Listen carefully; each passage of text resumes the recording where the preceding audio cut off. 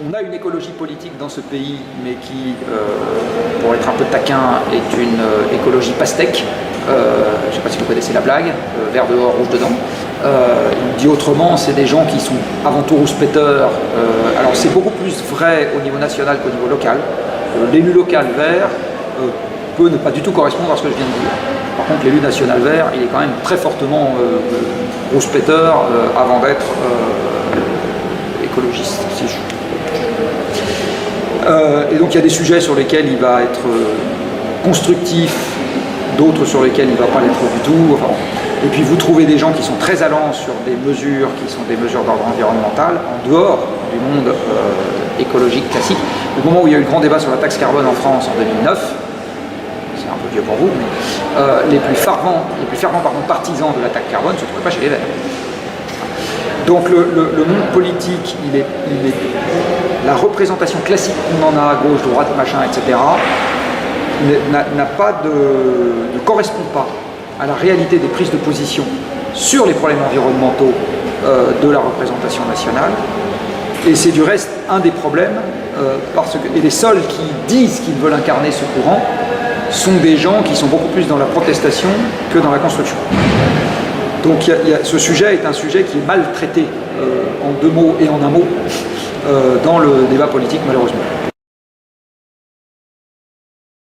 Le vrai chiffre, c'est que les centrales à charbon, toutes seules, juste les centrales à charbon, c'est 20% des émissions de gaz à effet de serre dans le monde. Le parc automobile mondial, c'est 6%. Les camions, c'est 4%. Les chaudières de bâtiments, c'est 6%. Les centrales à charbon, c'est 20%. Je ne sais pas si vous voyez. Le transport aérien, c'est 2%. 20% les centrales à charbon. On demande aux Français, est-ce que vous pensez que ça contribue significativement? La fraction des Français qui me disent oui, c'est 50%. Vous demandez aux Français si le nucléaire contribue significativement aux émissions de gaz à effet de serre dans le monde, et la bonne réponse est que 50% des Français pensent que la réponse est oui. Alors que le nucléaire peut avoir tous les défauts qu'on veut, un des défauts qu'il n'a pas, c'est de contribuer aux émissions de gaz à effet de serre, puisque la réaction nucléaire qui consiste à casser des noyaux d'uranium en deux ne produit pas de gaz carbonique. Pour produire du gaz carbonique, il faut brûler du carbone, et brûler du carbone, c'est pas équivalent à casser un noyau d'uranium en deux. La question de savoir si le nucléaire est dangereux, en fait, c'est pas la question. La question, c'est est-ce que c'est plus ou moins dangereux que le reste par l'unité d'énergie produite. L'énergie nucléaire, quand on regarde de près, en fait, est celle qui présente le moins d'inconvénients par kilowattheure produit. Donc une fois que je vous ai dit ça, je ne vais pas vous dire qu'il faut s'en séparer.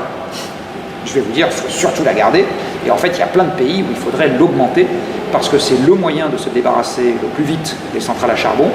Et on est dans une course contre la montre avec le changement climatique. La totalité des centrales à charbon doit disparaître de la surface de la Terre d'ici à 2050.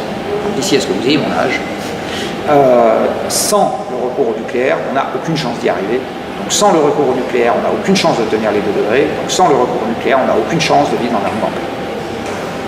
Donc je pense qu'il ne faut surtout pas s'en séparer et qu'au contraire, il faut l'augmenter. Ça ne veut pas dire qu'il faut faire n'importe quoi, ça ne veut pas dire qu'il faut se livrer à n'importe quelle expérience stupide.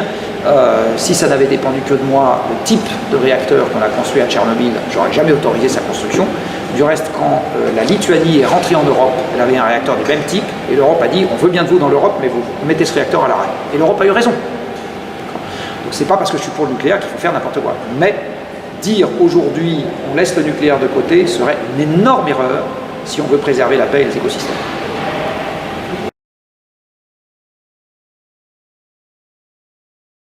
Alors, The Shift Project est une association, légalement c'est ça, que j'ai créée en 2010. Et si je la fais très courte, l'idée est d'essayer de faire le lobby des grandes entreprises qui sont pour la décarbonation de l'économie. Alors, pourquoi est-ce que j'ai essayé de faire ça? Parce que même si j'ai pas fait Sciences Po, j'ai lu Tocqueville quand j'étais plus âgé que vous, mais du coup, je vraiment rapprocher ça de ce que j'avais déjà observé. J'ai trouvé que c'était un des bouquins les plus extraordinaires que j'ai lu de ma vie. Et Tocqueville, dans son analyse du fonctionnement de la démocratie, explique qu'en démocratie, si je suis un peu taquin, l'élu est un exécuteur testamentaire. Donc, dit autrement, il a une marge de manœuvre propre qui est très faible, sauf en période de crise. Donc en fait, c'est quand les pays traversent la guerre en restant des démocraties que les élus se mettent à avoir des pouvoirs extrêmement forts. Sinon, c'est des exécuteurs testamentaires. Donc en fait, ils freinent le sondage de la veille, ils disent « Ah, c'est ça que vous voulez, bon, moi je vais faire ça ». Et l'élu a une perception de ce que veut la société, soit au travers d'un mode très large mais très imparfait qui s'appelle les sondages, soit au travers de modes plus extensifs, plus détaillés mais moins parfaits, qui sont les corps constitués. Donc en gros les corps intermédiaires. Donc l'élu, il va prendre la température de la société en discutant avec des syndicats de patrons, des syndicats de salariés, des représentants du monde enseignant, des académiques en direct, des économistes, etc. Ce qu'on appelle des corps intermédiaires, dont vous ferez partie, si tout se passe bien, dans votre vie future. The Shift Project a la vocation de fournir un discours un peu détaillé. Donc ça ne peut pas concerner le grand public, parce que le grand public, on n'y passe que par les médias, et les médias, c'est terriblement réducteur. Les médias, ça fait déjà, je suis déjà 25 fois trop long pour les médias, il faut 30 secondes trop peu. Donc, le Shift Project ne peut pas s'adresser à la population dans son ensemble, c'est passer par les médias, on ne peut pas fournir un discours complexe. Ne s'adresse pas aux élus en direct, parce que ça ne sert à rien tant que vous ne représentez pas un groupe de pression. Donc le Shift Project veut s'adresser aux corps intermédiaires du monde économique, en disant, travaillons ensemble à un truc qui est de votre intérêt. Ça ne veut pas dire que tout le monde économique y a intérêt, ça veut dire que nous on a envie de discuter avec ceux dont c'est l'intérêt. Alors si je dis de qui est-ce l'intérêt de décarboner l'économie, eh bien c'est l'intérêt dans le lien avec ce que je viens de dire juste avant, des gens qui font des centrales nucléaires, des barrages et des éoliennes. C'est l'intérêt des gens qui font avancer des trains et des cars versus la voiture. C'est l'intérêt des gens qui au sein du monde automobile font des petites voitures et pas des grosses. C'est l'intérêt des gens qui sont capables d'isoler des bâtiments. C'est l'intérêt des gens qui sont capables de proposer de nouveaux services qui mutualisent les objets déjà existants, donc qu'il s'agisse de WeShare, Blablacar ou Airbnb. C'est l'intérêt des gens qui vont favoriser l'alimentation de proximité, pas trop riche en bœuf. Donc ça peut être par exemple l'intérêt d'une chaîne de distribution qui est spécialisée dans les petits magasins à approvisionnement local, etc. Voilà, donc en gros, ce qu'on cherche à faire, nous, c'est l'intérêt des fabricants de vélos, voilà.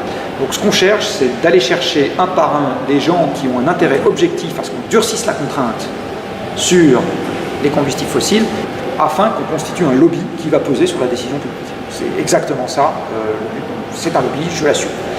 Et l'argent de nos mécènes, de nos membres, sert à réfléchir à des propositions qu'on peut faire pour décarboner l'économie.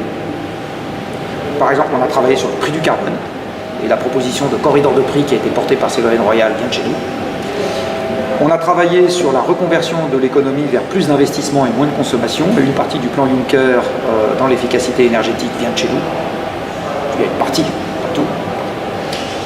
Voilà, donc l'idée c'est d'infuser le monde économique avec des propositions qui vont avoir la possibilité d'être reprises et de gagner en audience, appuyées par des gens qui ont intérêt, donc qui vont dire bah, moi je le veux. Et je le veux vraiment, je le veux pas un peu.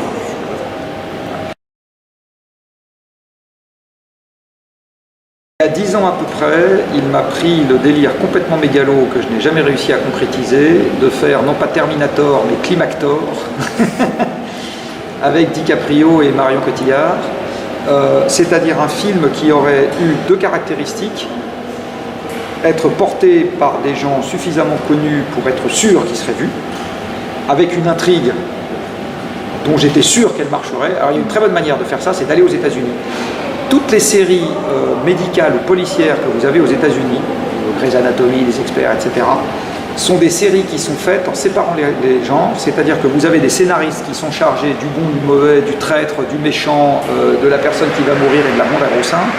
Et à côté de ça, vous avez des experts techniques qui sont chargés de vérifier que sur la partie strictement technique de la série, donc par exemple les termes qu'on utilise quand on opère les gens dans Grey's Anatomy, le simulateur, enfin le truc qui vous mesure le rythme cardiaque, etc. Le fait que quand on prononce tel mot de maladie, c'est bien tel truc qui s'affiche sur l'appareil de monitoring, vous voyez ce genre de truc, qu'il n'y ait strictement rien qui prête le flanc à la critique. Alors moi j'avais exactement la même idée sur un film ou une série, c'est-à-dire de faire un truc à grand spectacle, avec le traître, le méchant, ce que vous voulez, la blonde à gros seins, et là, mais que sur la partie strictement scientifique liée au changement climatique, il n'y a rien à redire, et donc que j'ai une caisse de résonance médiatique unique qui soit le corpus scientifique sur cette question.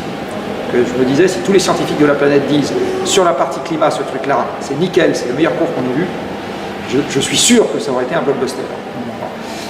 J'ai été en parler de l'associé de Besson, qui n'a absolument pas pris. Voilà. J'aurais essayé, si j'ai l'occasion demain matin, je pense que je réessayerai. Donc ça répond à votre question, je suis persuadé que ça fait partie des vecteurs extrêmement puissants de diffusion de la problématique. Merci beaucoup Jean-Marc Jancovici pour vos réponses.